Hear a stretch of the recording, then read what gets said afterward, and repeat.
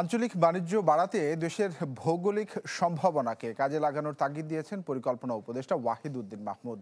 বলেন, আগের ত্রুটিপূর্ণ প্রকল্পের খেসারত দিতে হচ্ছে বাজেটে।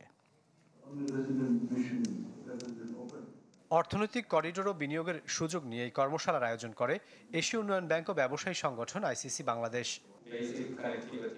দেশি বিদেশি বিনিয়োগের স্বার্থে বন্দরকেন্দ্রিক অবকাঠামো উন্নয়নের গুরুত্ব তুলে ধরে বলেন, সঠিক সুফল পেতে বাড়াতে হবে দর কষাকষি। We'll have to create a proper ecosystem so that everything is done. The road infrastructure, railway, air connectivity. I think that at this moment what is required as a priority basis, that is the financing strategy as well as the strategy for a phase-wise implementation of this infrastructure. Few things which need to be in order to make economic corridor successful. Of course, infrastructure, policy, supply side issues. We need to attract a lot of FDI. এ সময় আন্তর্জাতিক বাণিজ্যে বাংলাদেশের ভৌগোলিক অবস্থানকে কাজে লাগাতে যথাযথ পদক্ষেপের কথা বলেন পরিকল্পনা উপদেষ্টা।